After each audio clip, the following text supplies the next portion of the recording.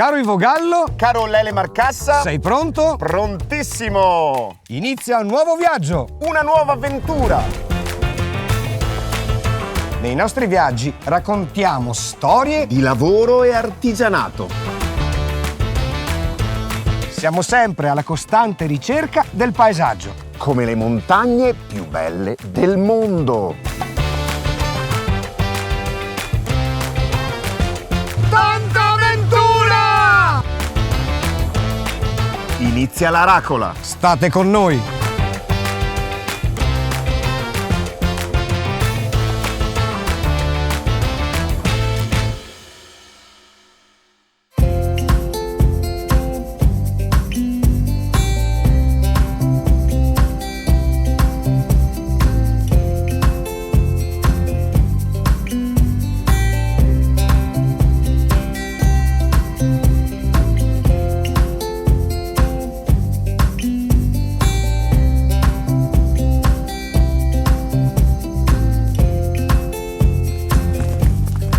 Ivo Gallo! Dimmi, Lele Marcassa. Sei contento? Contentissimo in questa grigia giornata. Dove mi hai portato? Compiamo un viaggio che parte da Valeggio sul Mincio I tortellini, il parco Sigurtà, per arrivare a Peschiera. il lago di Garda, i bastioni della Serenissima. Andiamo? 1, 2, Via!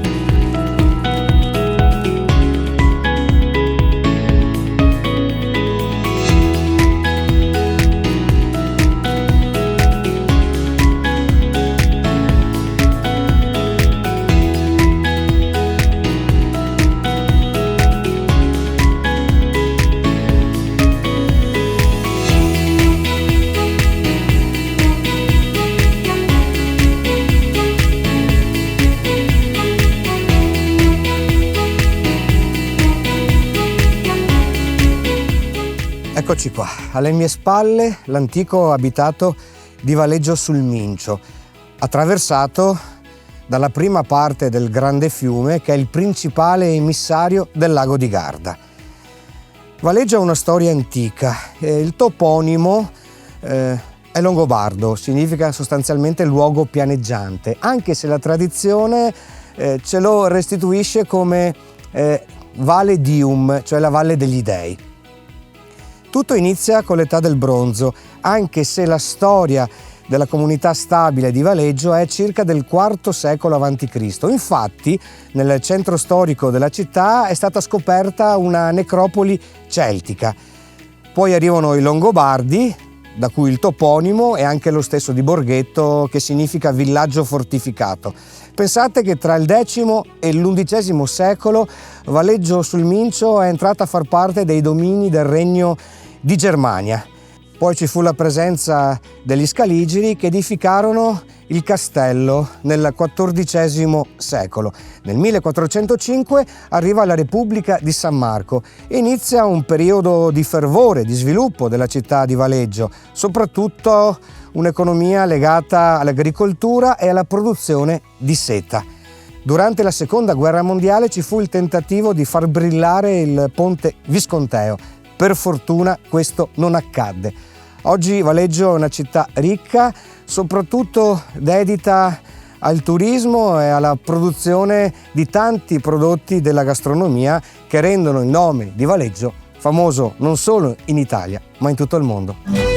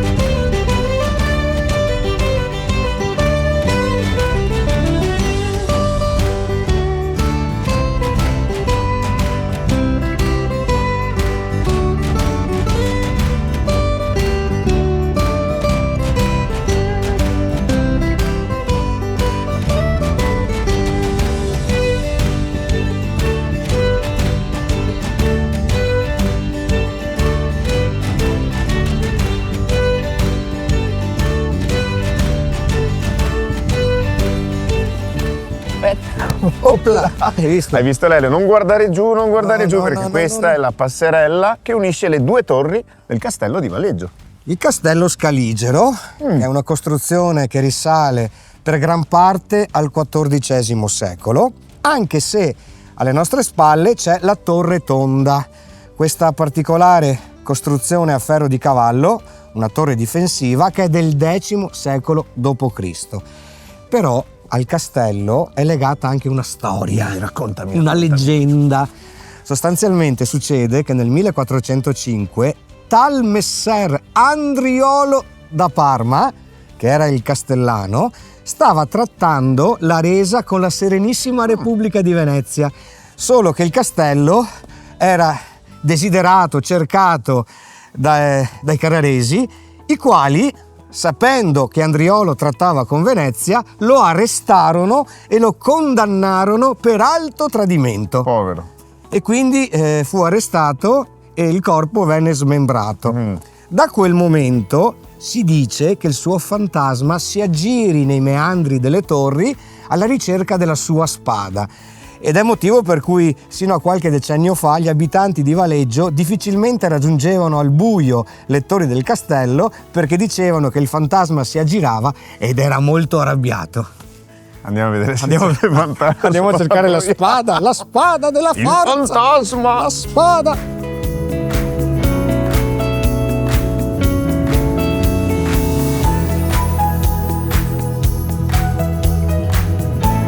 Lasciamo il castello Scaligero. Sì, il fantasma l'hai visto? Andriolo.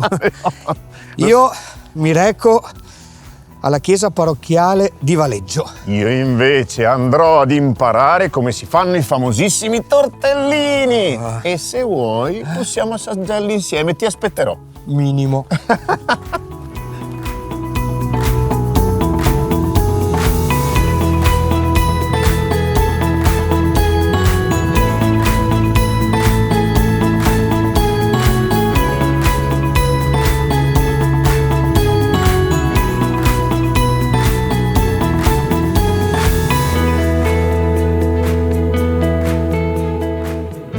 Uno dei momenti più interessanti dei nostri viaggi è quando io imparo qualcosa. Oggi imparerò a fare i tortellini di Valeggio grazie a Daniela. Cara Daniela, come si fanno i tortellini di Valeggio? Sono onorata, Ivo, di insegnare come si Sono fanno onorato io. di insegnare come si fanno i tortellini di Valeggio. Allora si parte facendo la sfoglia, Ok. facendo la pasta. Allora si prende la farina, si fa la fontana, qua vado un po' a occhio, comunque le dosi esatte sono un etto di farina e un uovo, Ok. ok? Queste, guarda, saranno 3 etti, facciamo 3 uova. 3 uova. Allora, un uovo, 2, Il terzo lo posso rompere io? sei capace? Proviamoci. Piano piano, adesso Vai. faccio disastri tu. Vai? Oh. Ecco, Promosso? bravissimo, promosso. Metto qua, poi io ci aggiungo anche un goccio, ma una goccia di olio di oliva, perché rende la pasta un po' più lucida, un po' più bella. Mi piace metterlo, l'olio, si rompono le uova e si comincia a... Momento molto importante, perché non tutti sanno che una delle differenze che distingue i tortellini di Valeggio è anche la pasta, la delicatezza Certo. della pasta. La pasta deve essere una buona pasta, perché poi per farli i tortellini deve essere tirata molto sottile e praticamente deve... Qua è il bello, perché non sempre si riesce bene. Allora, fa un po' un lavoretto di fine, perché non deve, vedi, uscire, pian pianino la vai ad amalgamare per dopo. La pasta deve essere una pasta bella, perché una volta che dopo andremo a tirarla per fare i tortellini deve essere sottilissima, Deve essere proprio come un velo di seta, un foulard di seta. Bella questa immagine, il foulard di seta che ti si scioglie. E poi credimi, chi mette le mani in pasta, non voglio fare la teatrale, ma sente la vita. La pasta è una cosa che vive. La pasta è una cosa che vive. Bella questa cosa.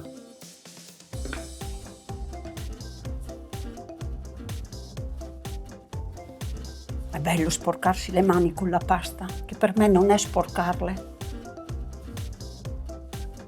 Tu stai creando in questo momento, stai dando vita. Bravo. Grazie. Ecco, adesso qua c'è tutto un lavoro di braccia e di mano per far sì che, e anche col calore delle mani, che lei si... Vuoi provare? Sì. Vai, metti Non le vedo mani l'ora. in pasta. Vai. Lì eventualmente aiutati con un po' di Un po' di farina. farina. Un altro po' di farina.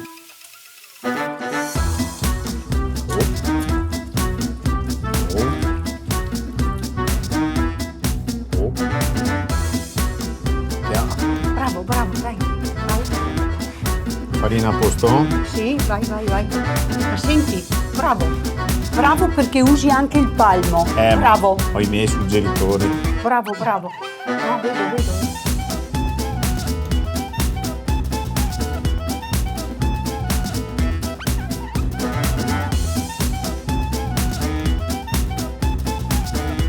Guarda. Io canto Nonnina Nanna, così No. riposa meglio. Dormi. Guarda, io penso che a volerli bene è un aiuto anche alla lievitazione, all'amarla, Perché se trasmettiamo che così ci puliamo. vibrazioni positive, Certo. Tu pensa poi che stai preparando un piatto che condividerai con i tuoi ospiti, la tua famiglia, e già in questo momento tu metti amore. bello, quindi condivideremo amore. Certo. E la condivisione è la base della felicità. È la base della felicità. Vedi Ivo, adesso la nostra pasta ha riposato e siamo pronti per tirarla, che deve essere una sfoglia sottilissima. Ok. Vedi, sottile, sottile, sottile. Ma mentre tiriamo la pasta, cara Sì. Daniela, mi hanno detto Sì? che tu sei una consorella fondatrice della confraternita del tortellino di Valeggio, è vero? Verità assoluta. Sono la consorella della confraternita che assieme ad altri confratelli e a una consorella... E dimmi i nomi però. Ti dico i nomi. Daniela certo. sei tu. Daniela sono io, poi c'è Serena che è la nostra presidente, poi abbiamo Carlo, i due confratelli, Carlo e Angelo. Ok. Siamo in 4, poi abbiamo i tesserati, siamo in 4 che credevamo tanto in questo piatto, che è il simbolo di Valeggio del nostro paese.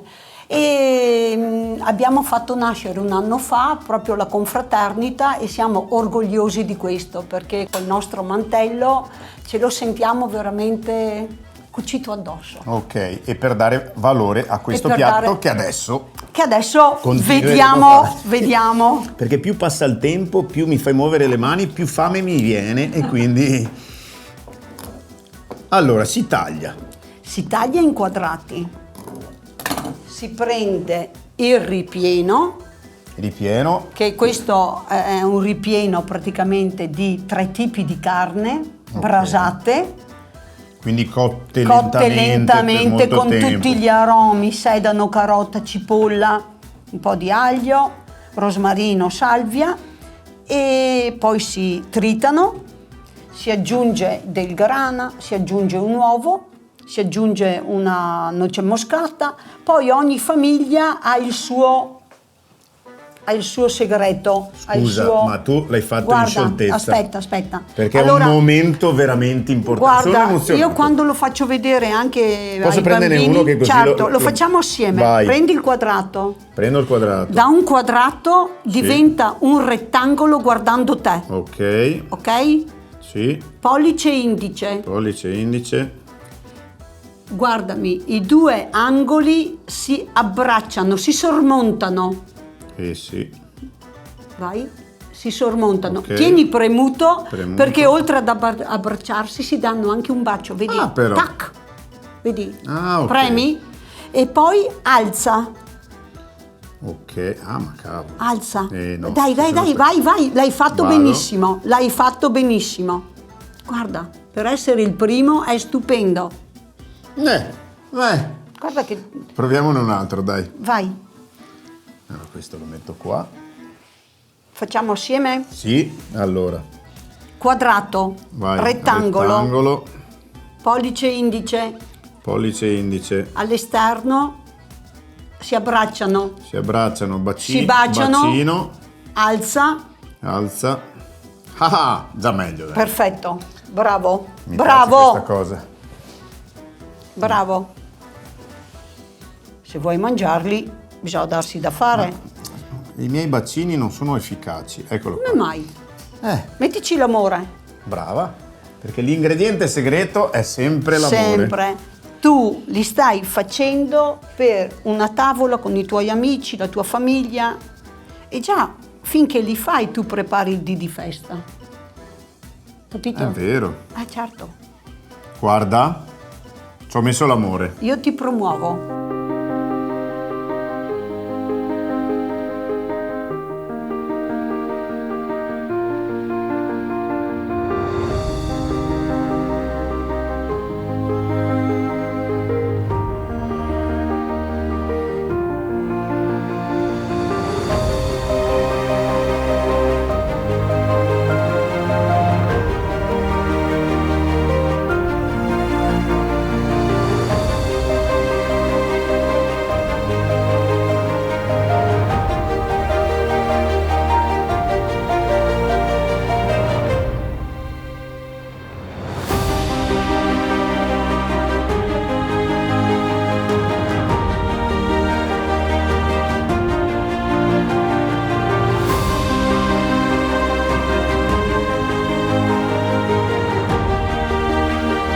Mi trovo all'interno della chiesa parrocchiale di Valeggio sul Mincio, dedicata a San Pietro Apostolo.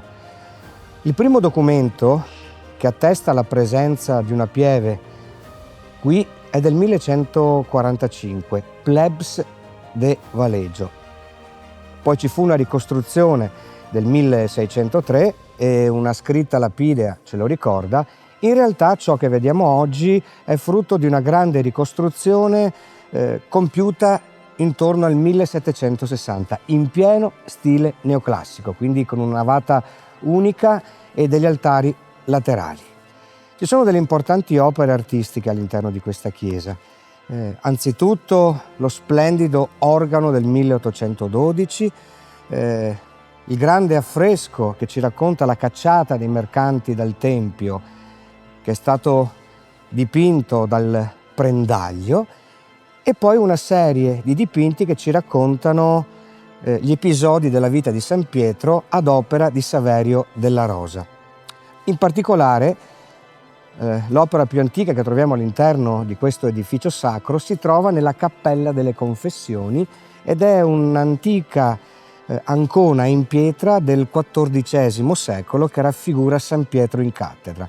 Bellissima è la pietà lignea dipinta. Su tutte però spicca la bellezza della pala, sempre del Della Rosa.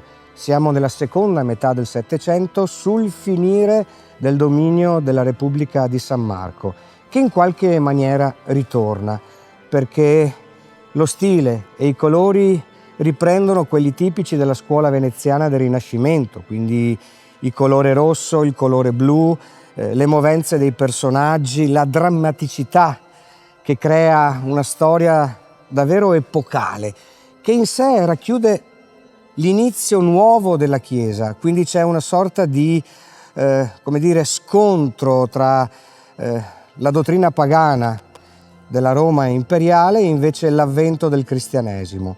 E questo è rappresentato molto bene attraverso l'abbraccio della morte del Colosseo e invece l'abbraccio, l'apertura verso la comunità cristiana in un disegno tenuto in mano da un angelo ai piedi della pala che raffigura proprio la piazza del Bernini. Stupisce il volto di San Pietro, meravigliato, quasi impaurito, perché in questo preciso momento, da questo racconto si evince che riceve le chiavi del Regno dei Cieli. Sulla sua cattedra, che rappresenta con questa pietra la solidità della Chiesa, alle sue spalle un angelo tiene in mano la croce papale e quindi questo testimonia il fatto che San Pietro diviene il primo capo della Chiesa cattolica. Sopra di lui ovviamente la Trinità, quindi la Madonna, il Figlio di Dio e il Signore, con la colomba che annuncia l'arrivo dello Spirito Santo. Ecco, devo dire che è un'opera splendente, un'opera che ci ricorda l'importanza della nascita della Chiesa in questo luogo sacro, il cui stile, la cui bellezza ci mettono a disposizione non solo l'arte, ma anche la potenza del canto e della preghiera di Dio.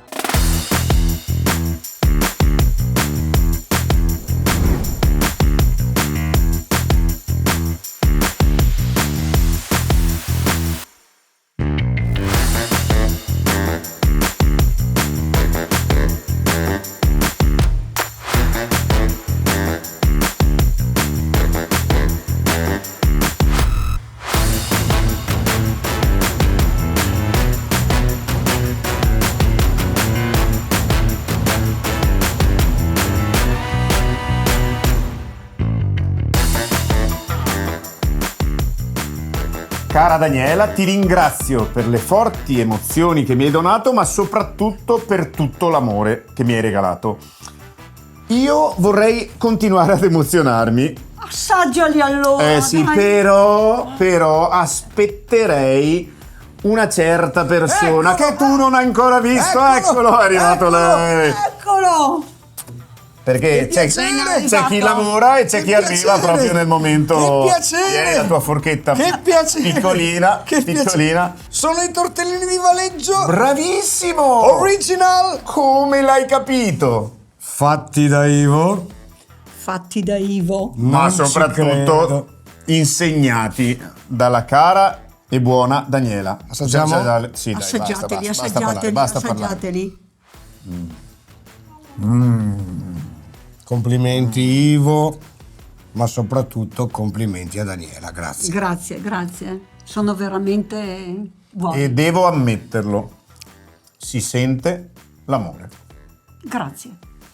È quello che vogliamo come confraternita trasmettere e tramandare. Poi un piatto che quando sei a tavola è veramente fa felicità. Però a tavola cosa bisogna fare? Condividere. Quindi, giusto? quindi condividiamo questa straordinarietà gastronomica di Valeggio insieme ai confratelli. Li chiamiamo? Li chiamiamo Serena, Carlo, manca Angelo ma è con noi con il cuore, e mamma Dina che è la mia mamma, Venite con noi, che è la venite con nostra noi. mascotte. Venite con noi. Ma soprattutto la ricetta segreta ce l'ha in testa solo la mamma Dina. Dobbiamo rapirla. Ma quanto amore, quanta bontà con i confratelli e le consorelle a festeggiare questo prodotto che rende Valeggio famosa in tutta Europa, direi. Quindi siete pronti ragazzi? Facciamo un brindisi insieme. Con tanto amore, con tanto amore. 1, 2, 3 Evviva!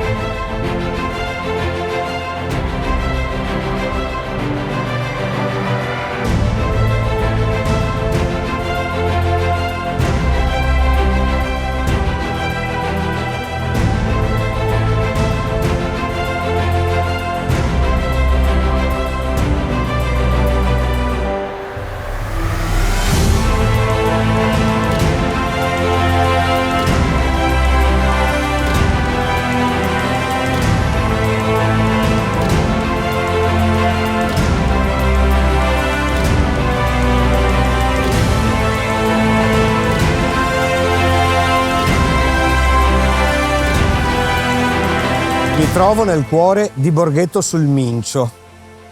Questa è la linea di confine che divide il Veneto dalla Lombardia. Terra da sempre contesa.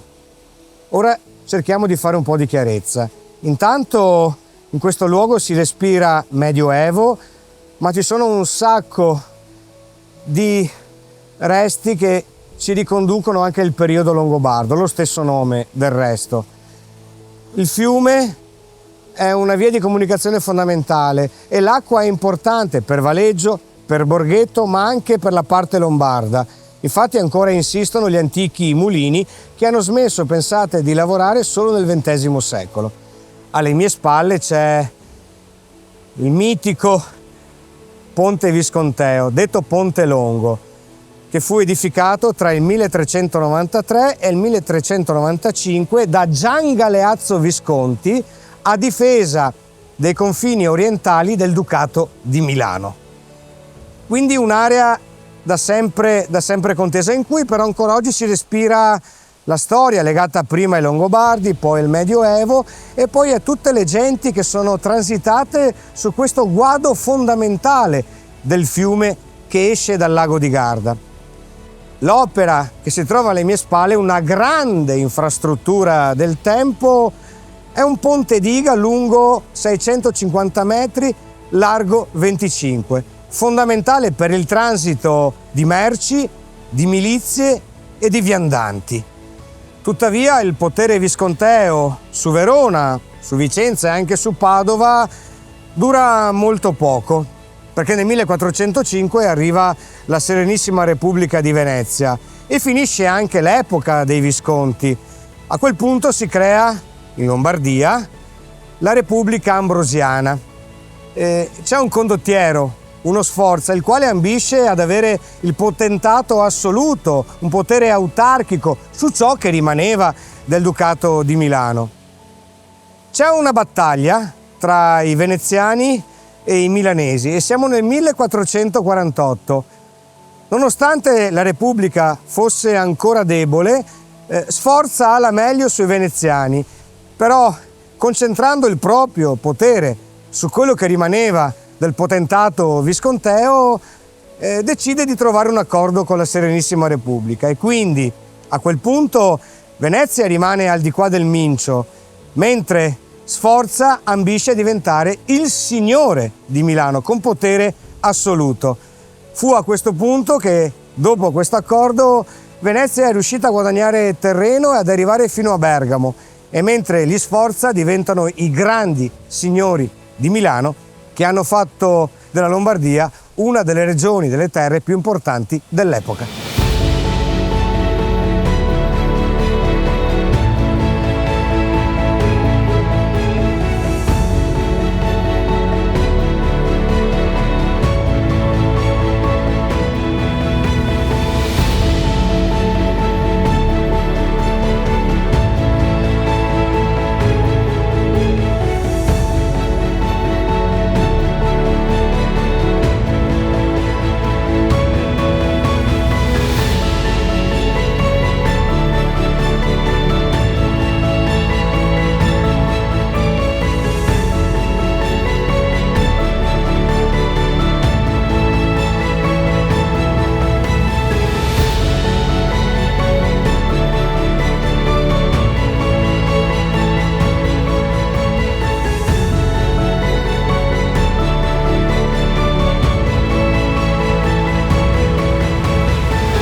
Abbiamo raggiunto Parco Sigurtà, che si trova davvero a poca distanza dal centro storico di Valeggio sul Mincio. Ecco, mi sembra già di respirare quell'idea romantica che ha influenzato il pensiero intellettuale a cavallo tra Settecento e Ottocento. La storia di questo luogo è antica, parte già addirittura da inizio 400, si dice 1407. Ci fu poi un'unione tra un parco e un giardino. Questa è la dinamica che ne ha dato poi uno sviluppo davvero unico e anche magico. Quindi un luogo dove si trovavano alberi di alto fusto, invece una gestione pensata, studiata, voluta dall'uomo. Questo che poi crea il pensiero che porta l'arte di quel periodo ad altissimi livelli, e parlo appunto del periodo a inizio 800. Allora, a un certo punto il marchese Antonio Maffei decise di trasformare 22 ettari in un giardino all'inglese, un giardino in stile romantico ispirato poi dal nipote, il grande poeta Ippolito Pindemonte, che è stata l'anima, l'idea di quest'uomo, di questo intellettuale. Ha creato quell'energia che ha sostenuto poi l'atto pratico dello stesso Maffei. Le cose cambiano durante la storia di questi luoghi, perché nel 1941 Carlo Sigurtà, quasi per una sorta di incidente, si trova ad acquistare un mezzo in questi luoghi. Ricordiamo che Valeggio era celebre per l'artigianato legato alle carrozze. Acquistò un calesse e gli fu anche proposto l'acquisto di questo terreno. E da lì nasce la storia che continua ancora oggi, alla terza generazione, di qualcosa che è divenuto un simbolo dell'unione tra uomo e natura, non solo in Veneto, non solo in Italia, ma in tutta Europa. Questo è un parco o un giardino che, a dir si voglia, è visitato da 500.000 di persone ogni anno. E c'è un motivo. Il motivo è la riconciliazione con la bellezza che la natura offre quando essa è gestita sapientemente dall'uomo. E infatti l'idea romantica è proprio quella di vincere quella sorta di solitudine che diventò sempre più crescente durante il Medioevo e poi nel Rinascimento, in cui l'uomo urbanizzato, vincolato dall'architettura delle città del tempo, decise di riscoprire la reale essenza, il reale connubio con madre natura. E quindi all'interno di questo posto noi vediamo sì le grandi fioriture, i grandi alberi, ma soprattutto l'intervento umano, che è la grotta del parco, il tempietto neogotico detto anche eremo, oppure il labirinto, una serie di elementi che uniscono le essenze naturali e quelle create proprio da chi ha voluto riconciliarsi con il verde, con il fiore, ma anche con l'inverno in questo caso. E noi siamo contenti di essere qua perché per noi è stata una grande opportunità. E mi piace citare proprio Ippolito Pindemonte, che diceva: «Sì dilettosa qui scorre la vita, ch'io qui scrupolo avrei a farmi eremita».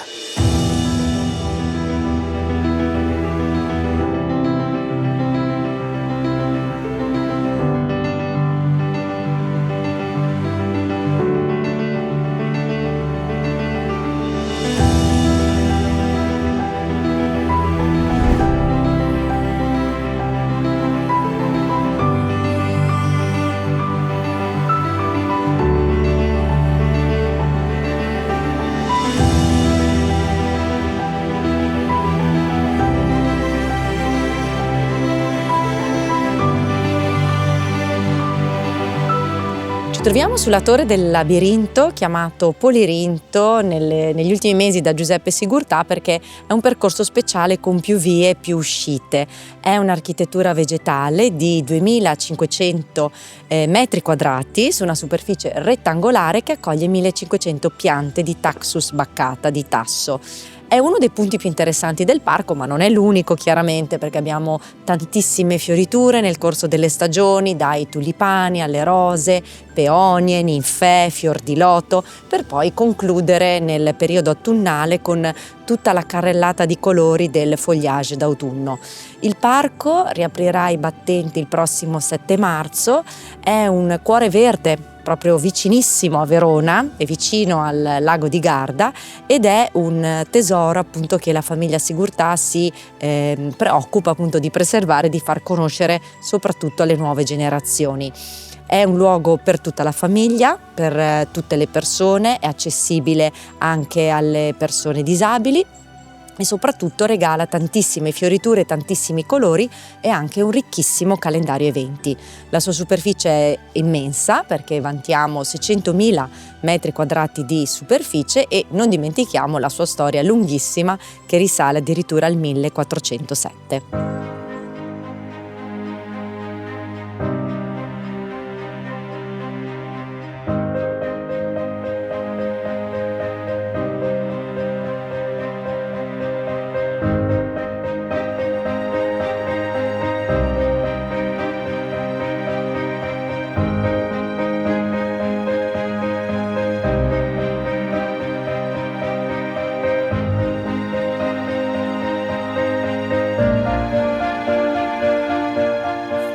Passeggiare all'interno del Parco Sigurtà è una sorta di magia, un sogno.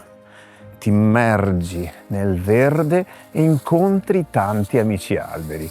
Carpini bianchi, carpini neri, aceri campestri, aceri giapponesi, bagolari, pini mughi, pini marittimi e molti altri. Non dimentichiamo i bossi.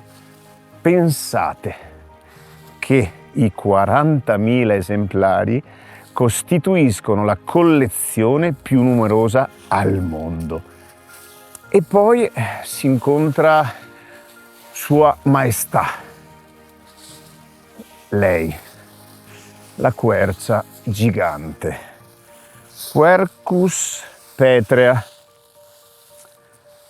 il rovere o la rovere, come si preferisce, da non confondere con la sua sorella quasi gemella, la Quercus robur, la farnia. Per distinguerle potete osservare i loro frutti, le famose ghiande.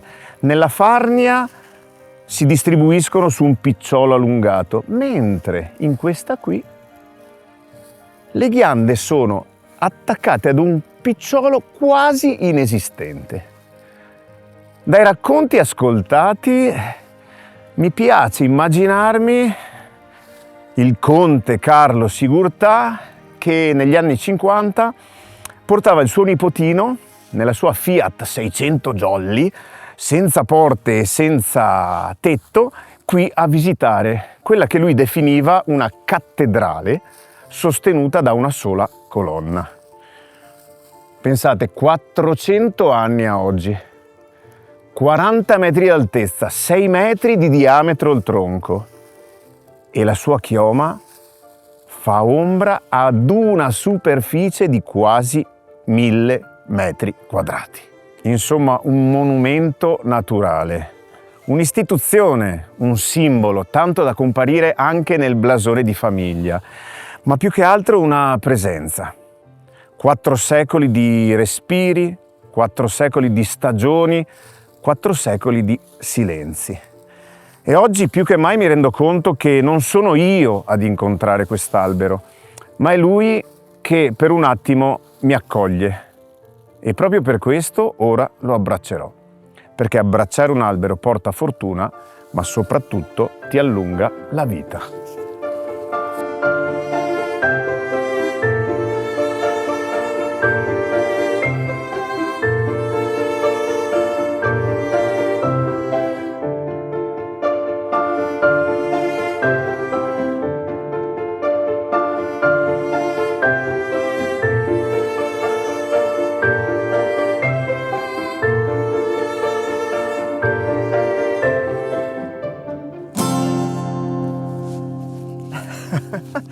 Dicono che son so, dicono che son so, dicono che son solo canzonette,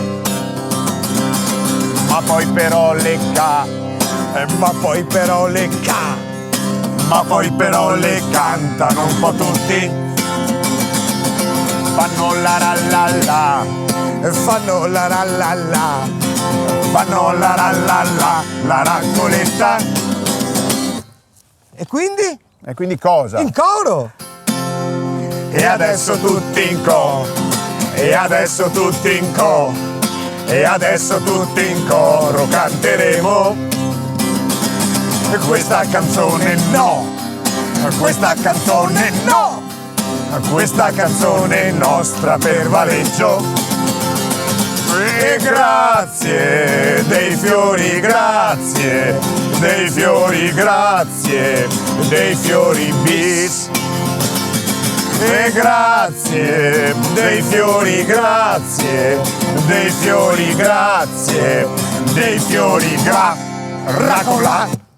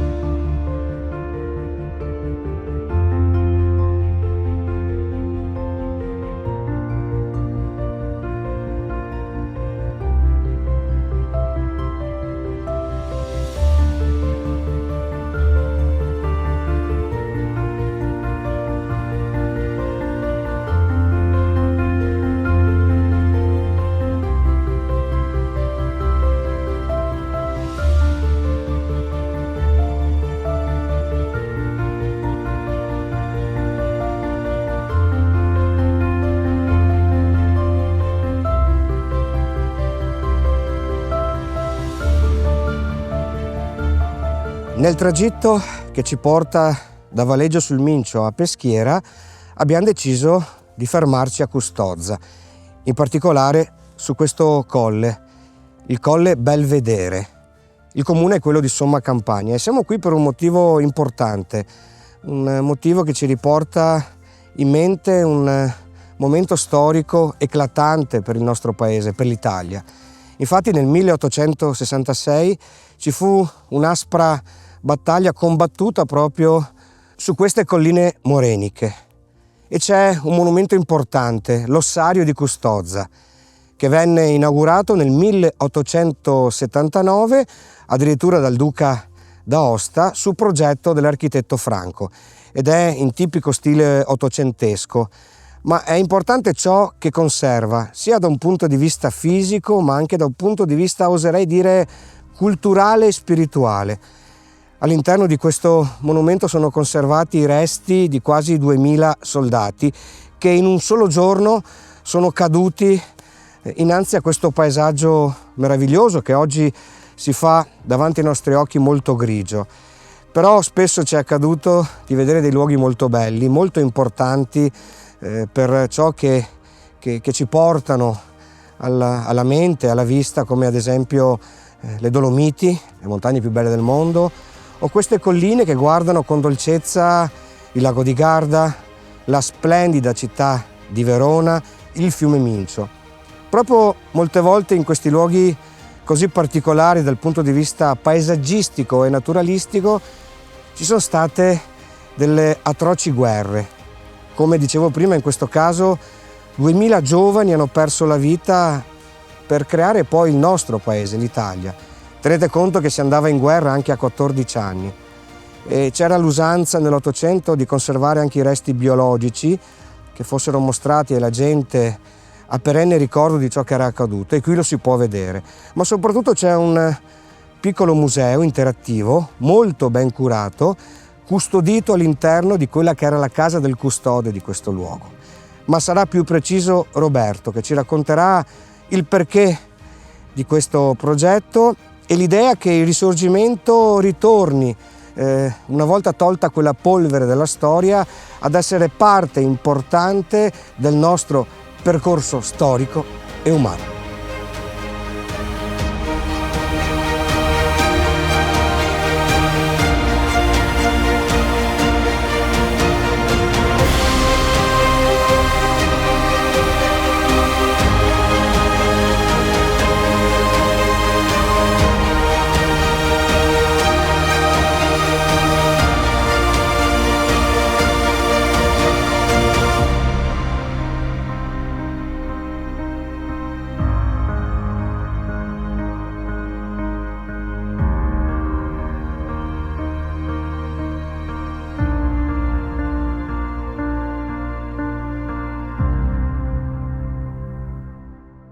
Ci troviamo all'interno della piccola casa museo dedicata alla battaglia di Custozza del 1866.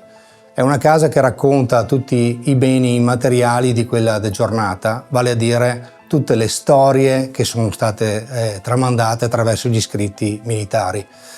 Abbiamo in contrapposizione i due generali, l'italiano Giuseppe Govone e il tedesco Karl Möring, che nelle ultime ore della battaglia della giornata del 24 giugno 1866 si sono trovati qui a scontrarsi negli ultimi momenti. Il generale Govone, ridotto di forze e ormai stremato dalla lunga giornata, affosa giornata e sanguinosa giornata, costretto a ritirarsi e lascia Custozza nelle mani degli austriaci. Qui si conclude quella giornata. Questa casa ricorda questi avvenimenti e ricorda anche in modo spazio-temporale il passaggio del tempo. Vale a dire, nel piano basso ci sono i momenti di quella giornata e nel piano superiore invece viene raccontato il dopo la battaglia, vale a dire la costruzione di quella memoria dei fatti che poi trova compimento con la costruzione nel 1879 del monumento ossario di Custozza.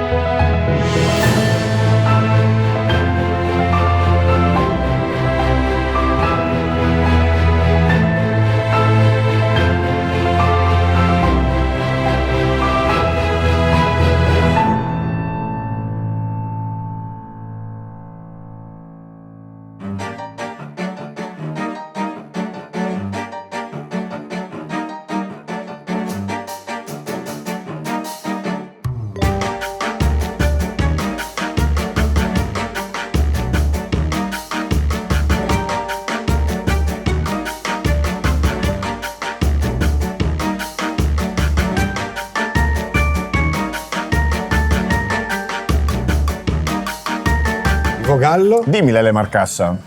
Siamo finalmente giunti nella splendida peschiera del Garda. Bellissima.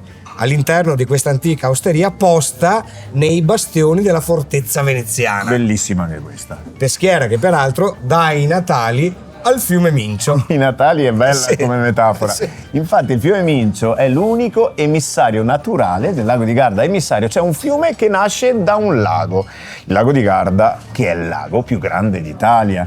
È alto 52 km per una larghezza massima di 17. Pensa, ricopre 360 km quadrati e pensa che è anche uno tra i più profondi d'Italia e forse anche d'Europa, perché arriva a una profondità massima di circa 356 metri. Quindi possiamo dire che oltre a essere il lago più grande d'Italia, probabilmente anche il più profondo. Sì, ed Europa. Pensa un po'. Peraltro si affacciano, se non sbaglio, 3 regioni. Sì, esatto. Infatti, Veneto, dove siamo, Lombardia e Trentino Alto Adige. E gli antichi romani lo chiamavano Benacus, Benaco. Bravissimo, quante ne sa Certo. Lele.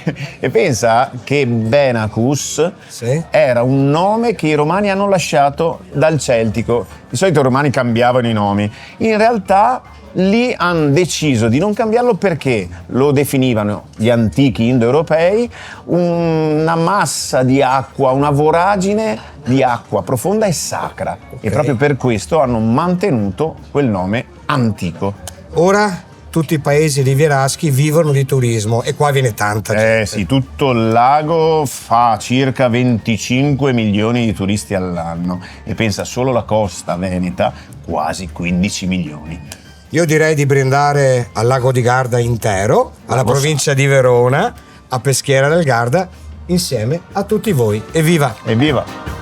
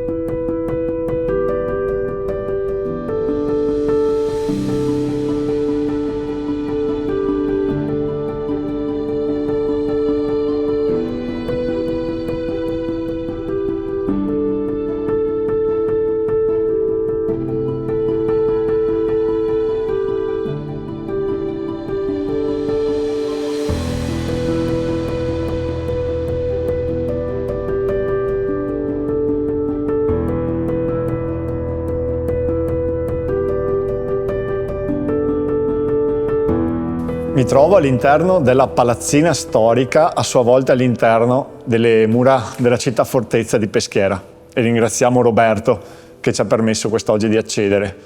In questa sala, l'8 novembre 1917, si tenne il convegno interalleato, ovvero il re Vittorio Emanuele III ospitò i primi ministri di Italia, Francia e Inghilterra per decidere cosa fare dopo la rotta di Caporetto del precedente 24 ottobre.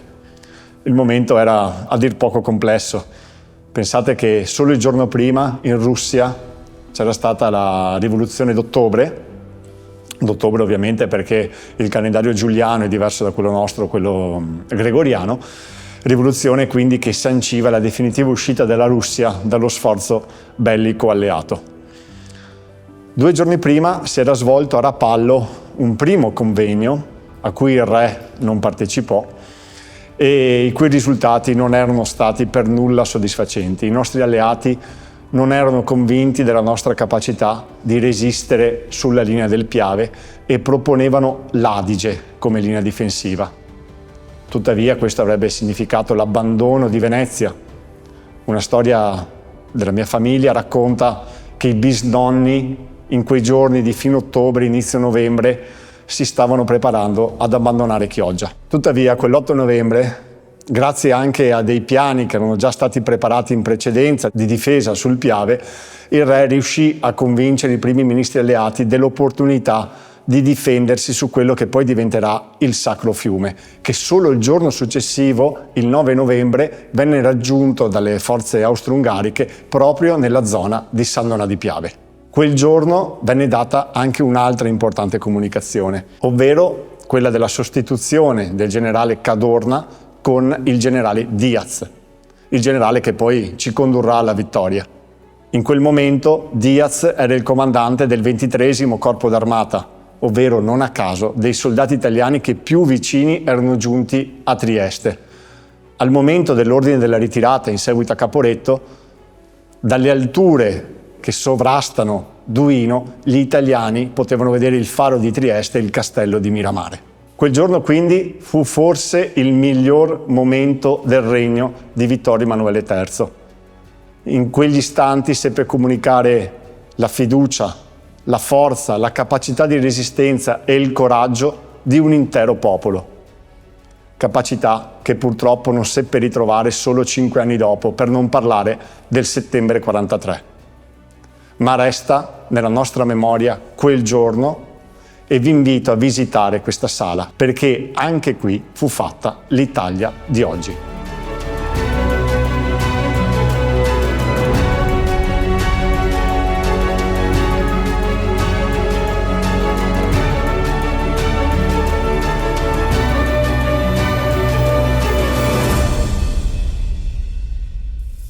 Siamo nel cuore dell'inverno.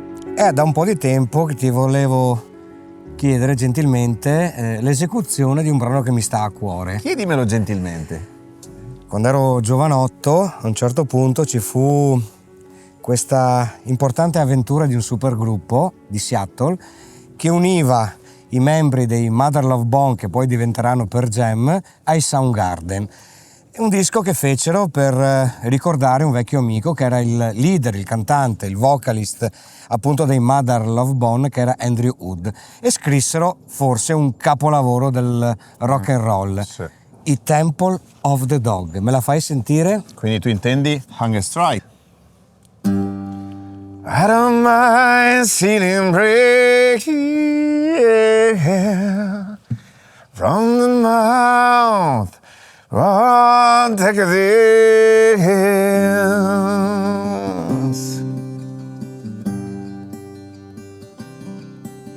But I can feel the powerless. My course already overpaid. Yeah.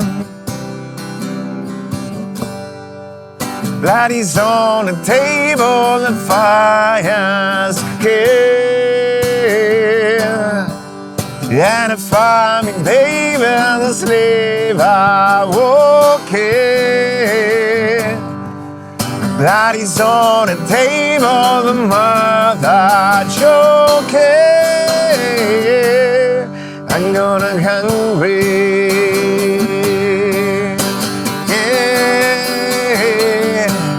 I'm gonna hungry, yeah. I'm gonna hungry.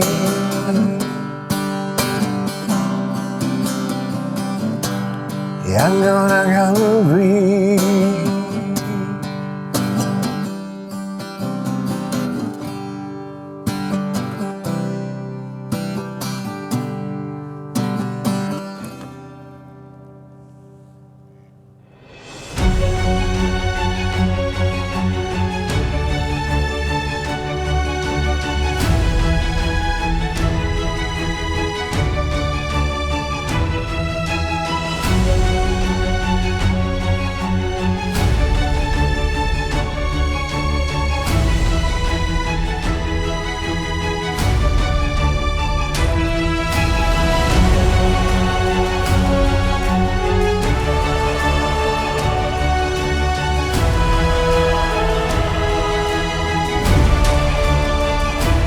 Mi trovo sul camminamento di uno dei bastioni della fortezza di Peschiera, per la precisione il bastione San Marco, che insieme a realtà simili come quelle di Bergamo, Palmanova, Zara, Sebenico e Cattaro è inserita nella lista dei patrimoni culturali dell'UNESCO.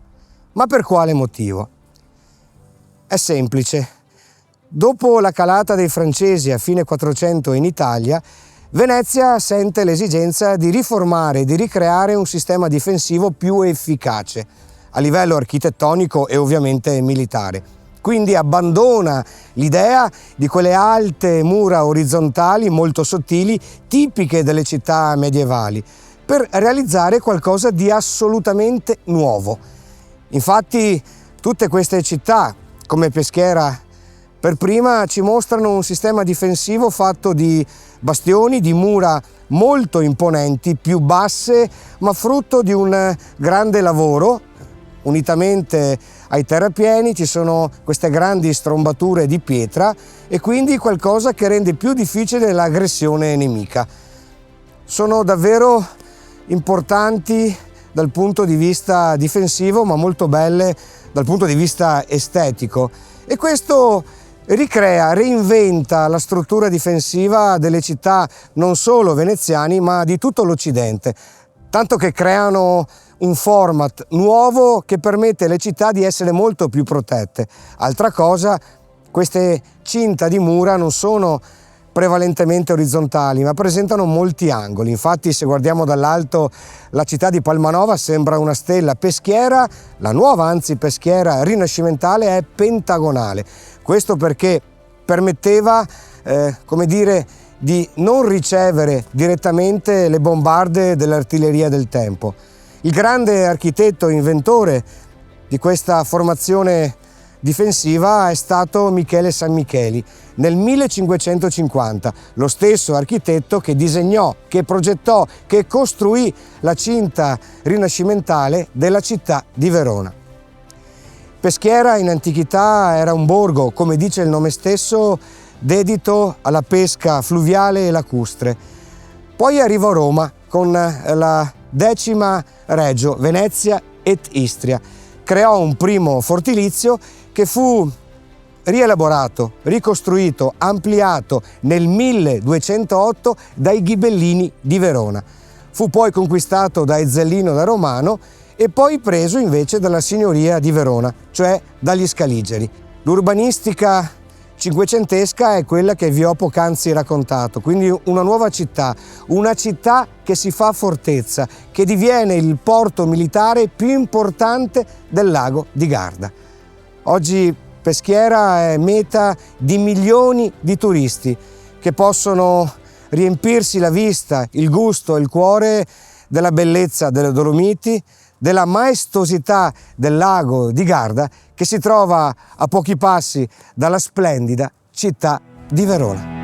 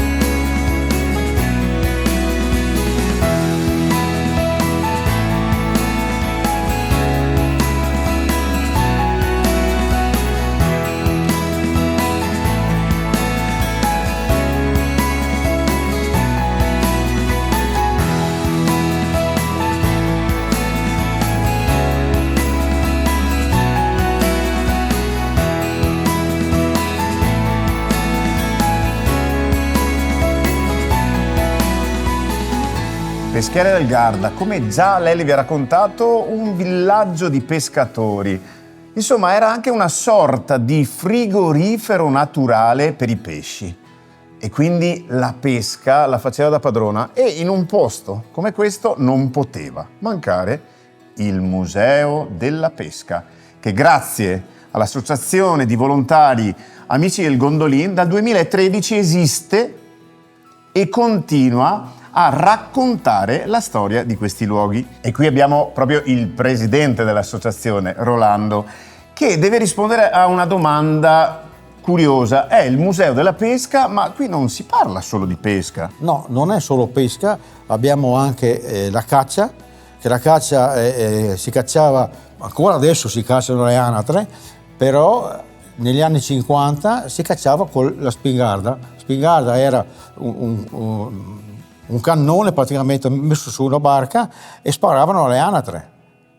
Dopo è stato eliminato, ci sono ancora i capanni e caccia normale con i fucili, diciamo. Ma qui dentro c'è anche altro. E qui abbiamo un po' di tutto, abbiamo barche da competizione, sia a remi che a vela, che a motore. Abbiamo anche un motoscafo anni 50 che lo guidava il nostro collega qua di Peschiera e ha vinto l'europeo nel 350 di cilindrata.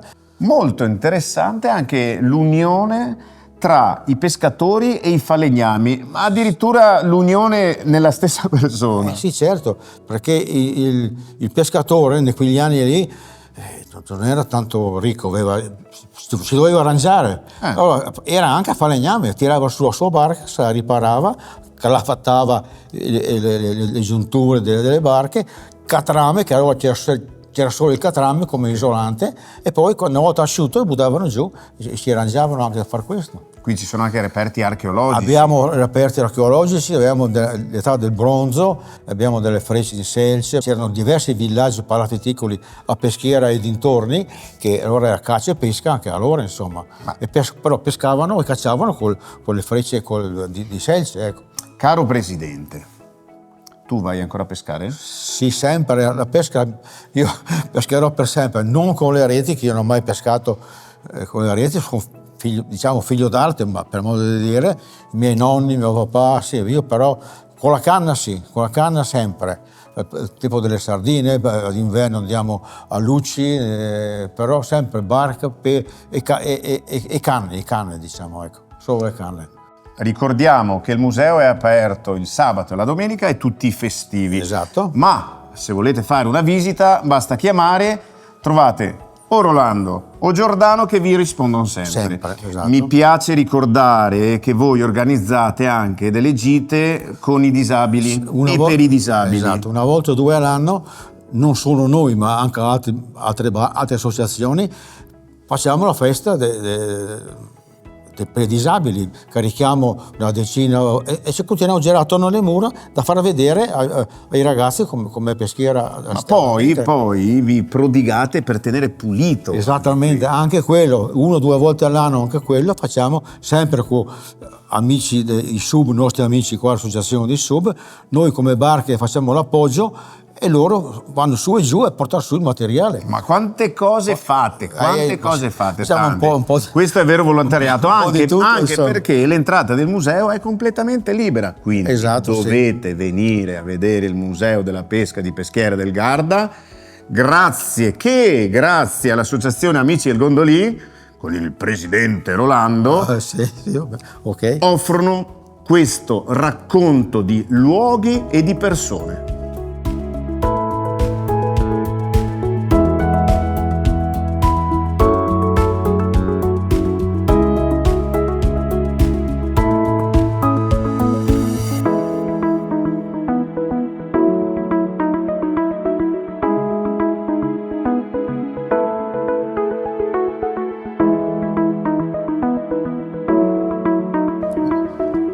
Caro Ivo Gallo, caro Lele Marcassa, ahimè, finisce anche questa puntata, purtroppo, che ci ha portati da Valeggio sul Mincio a Peschiera del Garda. Se sei d'accordo, sono d'accordo. Chiuderei con dei versi del sommo poeta che raccontano il lago di Garda. Ottimo.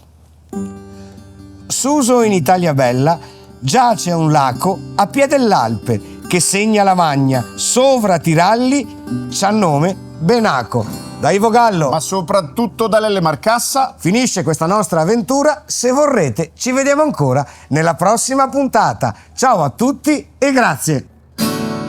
Valeggio Peschiera, a batterci le mani, a mettere le bandiere sui balconi.